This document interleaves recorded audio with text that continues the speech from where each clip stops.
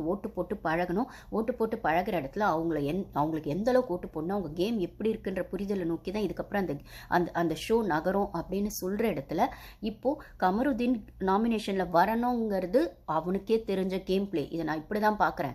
கமருதீனோட ஒரு smart move இருக்குது, ஒரு கிளவர் மூவ் இருக்குது, ஒரு கன்னிங் மூவ் இருக்குன்னா அவன் ஏன் அரோரா கிட்ட பழக 2 பொண்ணுங்களை வச்சு வண்டி ஓட்டுறான்னு நான் ஆல்ரெடி சொல்லியிருப்பேன்.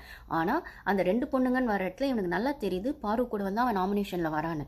அப்படியே பாரு கூட வரான். இவன் நாமினேஷன் அவாய்ட் பண்ணோன்னா வினோத் மாதிரி கம்முன்னு விட்டுருக்கலாம்ல, அப்படியே கழுவுறம் இல்லை நழுவுறம் இல்லை நாமினேஷன் வராமல் ஹாப்பியாக இருக்கிறதுக்கு. அவன் தெரிஞ்சதான் நாமினேஷனில் வரான். இது எத்தனை பேர் கவனிச்சிங்கன்னு பாருங்க. அப்போ அவன் தெரிஞ்ச நாமினேஷனில் வரணும்னா ஃபர்ஸ்ட் வீக்லலாம் அவன் எடுத்த ஆயுதம் வந்து சண்டை போட்டு கத்தி வரான். அப்போ நாமினேஷனில் வந்துடுவோம், ப்ரோமோவில் வந்துடுவோம், ஹைலைட் ஆகிடுவோம், கேம் ஆடுறோம் தெரியும்னு ஒன்று பண்ணான். ஆனால் அது வயலன்ஸ் அக்ரெசிவ்ன்ற இடத்துக்கு போகும்போது, வார்னிங்ன்ற இடத்துக்கு போகும்போது இல்லை அதெல்லாம் இல்லை. நம்ம அழகாக போய் பாரு பக்கத்தில் உட்காந்தாலே நம்ம நாமினேஷனில் வந்துடும். ஏன்னா இந்த வீடியோ பாருக்கு எதிராக இருக்குது, ஹோஸ்ட்டும் பாருக்கு எதிராக இருக்கார், ஆடியன்ஸும் பாருக்கு எதிராக இருக்காங்க.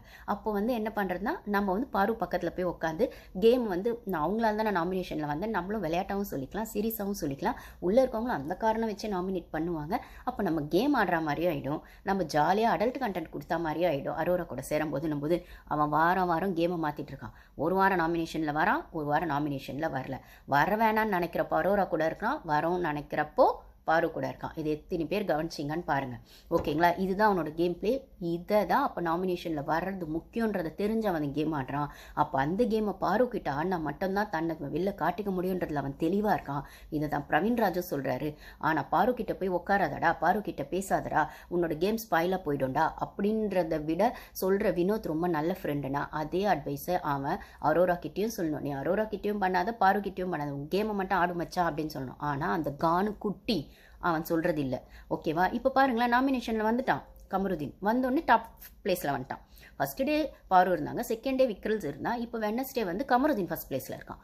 அப்போது அந்த ப்ராசஸ் அவனுக்கும் புரியுது. வினோத் நாமினேஷனில் வரக்கூடாதுன்னு ஒரு கேம் ஆடுறாரு, கமருதீன் நாமினேஷனில் வந்தால் தான் அது கேம்னு புரிஞ்சு ஆடுறாரு. ஆனால் அந்த கேம் புரிதலை பாரு கிட்டேருந்து ஆரம்பிக்கிறாரு.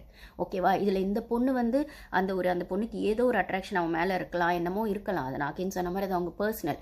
ஆனால் அதை வச்சு கமருதீன் தான் ப்ளே பண்ணுறானே தவிர அந்த பொண்ணு ப்ளே பண்ணுறா. அதுக்கான அப்பட்டமான காரணம் 6 நாளாக அந்த பொண்ணு அவனை சட்டை பண்ணலை. அந்த கீ பஞ்சாயத்துலேருந்து அந்த ஜெயிலில் அவன் போய் ட்ரிகர் பண்ணி பேசினதுலேருந்து அரோரா கூட உட்காந்து பேசினது, அந்த பேட் சைன் விஷயம் எல்லாத்துலேயுமே இந்த பொண்ணு தள்ளி தான் போச்சு.